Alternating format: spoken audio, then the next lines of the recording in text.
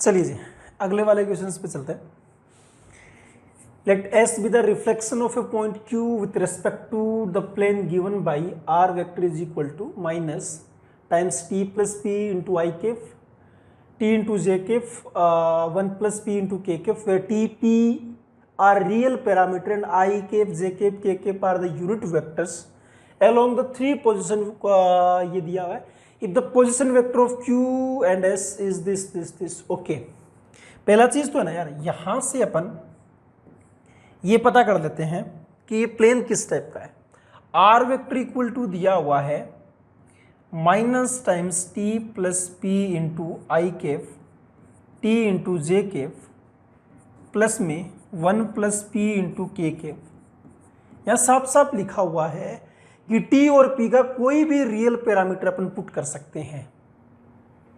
तो पहला चीज तो मेरे दिमाग में है, क्यों ना मैं t और p को 0 पुट करके चेक करूं तो ये किसको सेटिस्फाई करेगा। r वेक्टर इक्वल टू क्या आ जाएंगे, ये जीरो यहाँ पे कितना आ जाएगा ना, के केप आ जाएगा।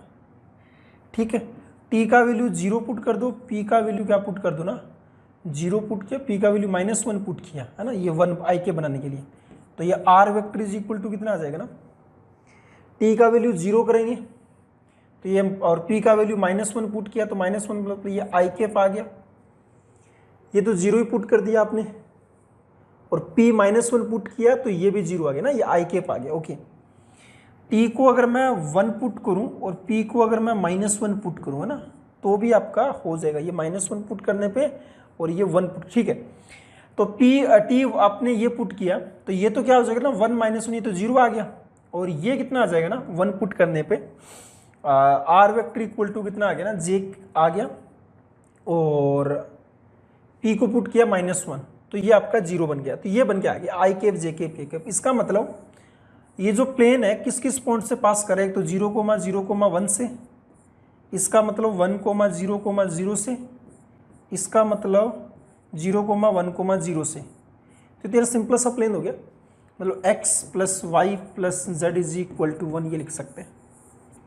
और अब रिफ्लेक्शन निकालना है तो ये तो आराम से निकाल सकते हो। ये पॉइंट दिया हुआ है 10, 15,25, तो ये आ जाएगा ये x माइनस में 10 डिवाइडेड बाई में 1, y माइनस में 20 डिवाइडेड बाई में 1, z माइनस में y माइनस में 15 होगा, सॉरी y माइनस 15 बाई का 1, z माइनस में 20 बाई का 1 इक्वल टू में माइनस का 2 टाइम्स होगा रिफ्लेक्शन के लिए, माइनस का 2 टाइम्स, और यहाँ पे अगर अपन वैल्यू पुट करेंगे तो 10 + 15 + 20 -1 डिवाइडेड बाई में 3 आ जाएगा। यहाँ से वैल्यू निकालेंगे। अच्छा, यहाँ पे तो अल्फा बीटा गामा दी हुई थी, तो alpha beta gamma, sorry calculation करेंगे ना, मैंने ऊपर ऑलरेडी लिख रखा है। अल्फा का वैल्यू आ जाएगा -58/3, बीटा का वैल्यू ये, गामा का वैल्यू ये। ऑप्शन से कर लेना यार, 3 टाइम्स की ये अगर अपन बात करें 3 अल्फा का वैल्यू कितना आ गया ना -58, 3 बीटा का वैल्यू कितना आ गया ना -43, 3 गामा का वैल्यू कितना आ गया ना -28, और 3 टाइम्स मतलब अगर अपन अल्फा बीटा को जोड़े तो 4, 8, 3, 11, 1, 5, 4, 9, 1, 10। ठीक है, बीटा प्लस गामा को अगर हम जोड़े 8, 3, 11, 4, 2, 6, 1, 7। ठीक है, गामा प्लस अल्फा को अगर अपन जोड़े, गामा प्लस अल्फा को तो 8, 8, 16, 4, 5, 2, 7, 1, 8। ठीक है, ये तीनों सही है। तीनों को अगर अपन जोड़े तो 16, 19 आ रहा, नहीं ये तो गलत दिया हुआ है, ये गलत है। तो इसका मतलब A, B, C आपके इसके फाइनल आंसर्स बेटा आ जाएंगे।